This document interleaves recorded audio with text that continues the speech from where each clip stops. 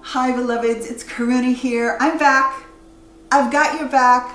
I never forgot about you. You're always in my heart and I'm so glad to be with you. I've been traveling a bit, as some of you may know from checking out the community tab on the channel. And if you haven't signed up to get all notifications, please do. I'll often share additional information at the community tab. So go ahead and check out the community tab. Today, I'd like to remind us of what makes this channel so special. When we come to this channel, when we're here together, it's my hope that each of us can drop our egoic masks, our personas, our judgments, and simply be with one another. Isn't that a joy? We don't see each other through our storylines. We don't see each other through greed, through the veil of manipulation, through our judgments. We see each other as beautiful beings on a soul journey. And when we can drop beyond our personas and our masks and our judgments together, we feel safe, we feel at ease, we return to our natural state. And for those of us who experienced early childhood adversity, oh my goodness, that's so nourishing. It's so nourishing and so yummy. Every time you come to this channel, think of it kind of like a safe haven. Like, oh, I get to drop my storylines. I get to drop my judgments. And Karuna, she's on the other end. She's not seeing me through those filters of the mind, all that. As much as I can, I try to keep my mind as pure as I can, because that's really, truly the essence of yoga, to keep a pure mind. And I know that every time I'm with you with a pure mind and a warm heart, healing will occur naturally on its own. Naturally. Pure mind and warm heart. Pure mind and warm heart. Thank you for viewing. Thank you for being here. Today, I'm going to lay out a few truths. Great truths about trauma and great truths about healing. Truth number one: addictions are a predictable and logical outcome of early childhood adversity. It's logical that we develop an addiction after early childhood trauma. We can count on it, whether that addiction be alcohol, drugs, sex, food, the various addictions, making sure things are in order in our house or our room or our office. These types of addictions are predictable when someone has experienced a toxic family environment. That means it's not your fault. Can you hear that? It's not your fault. It was never your fault. Reclaim that notion and understand the unfolding of your life. If you have had an addiction or have an addiction, it can be predicted based upon the toxic family environment. Whew! I hope that's a load off. Truth number two: low self-worth, not feeling good about yourself, feeling uncomfortable in the office, feeling uncomfortable in groups, feeling like you don't have anything to offer. Low self-worth is a predictable and logical outcome of childhood adversity. Take that in. Do you know what that means? It's not your fault. All those times, that harsh inner critic just going away, not good enough, don't have anything to offer my world, I'm depressed because I feel so bad about myself. It's not your fault. Low self-worth is an extension of childhood trauma. You can untie those knots. We can do it together.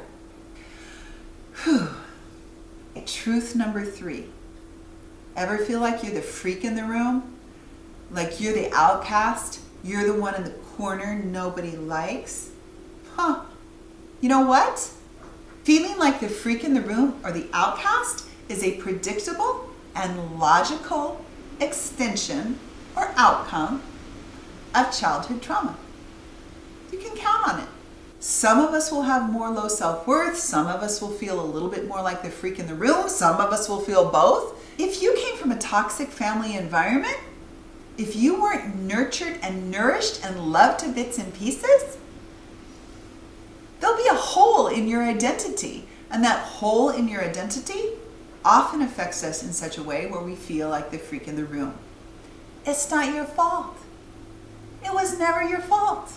Trauma is passed on like a virus through the generations. The great news in your case, if you're on this channel, you've woken up to it. You can untie those knots. It's the residue. It's a residue that was placed upon you. It's an imprint that was placed upon you, and it will settle. Oh my goodness, that's pretty exciting. Truth number 4, everything serves everything. It's a universal principle. Everything serves everything. As an example, the compost serves the tree, the roots of the tree, the nourishment grows up to the trunk. The trunk serves the canopy, the branches in the canopy. The fruit hangs and then falls to the earth and re-nourishes again. Everything serves everything.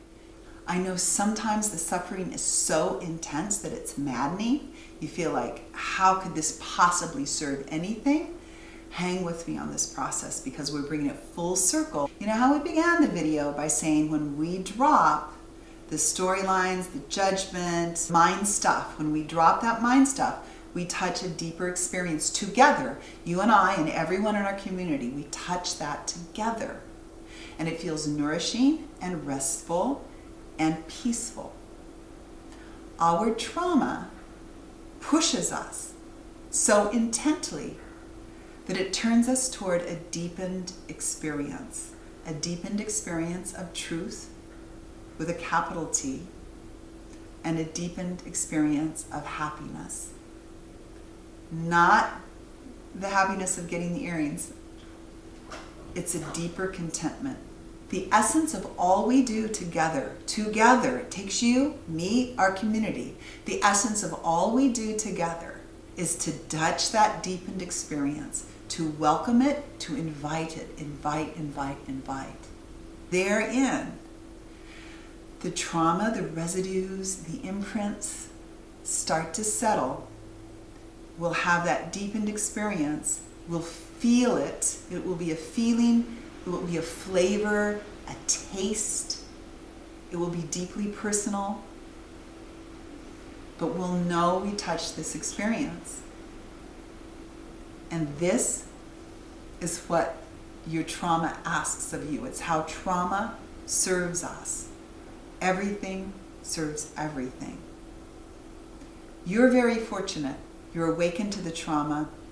You're intent on not repeating the patterns, the outcomes I mentioned earlier, not repeating the patterns of the addiction, the low self-worth, not feeling good enough. You stepped forward and said, I will reclaim my life. I will heal from this trauma. And in turn, I will be the tree, the branches, the canopy, and the fruit in service to others. The fruit in service to others. That's the coming full circle of the process. I have an online meditation program that's a dedicated meditation curriculum. I invite you to consider my meditation curriculum if this channel resonates with you. I invite you with all my heart to complete online sessions with me. I give from fullness of heart. I will do everything I can to support you. I love you guys. I love our community. I'm here for you. I got your back. I will see you very soon.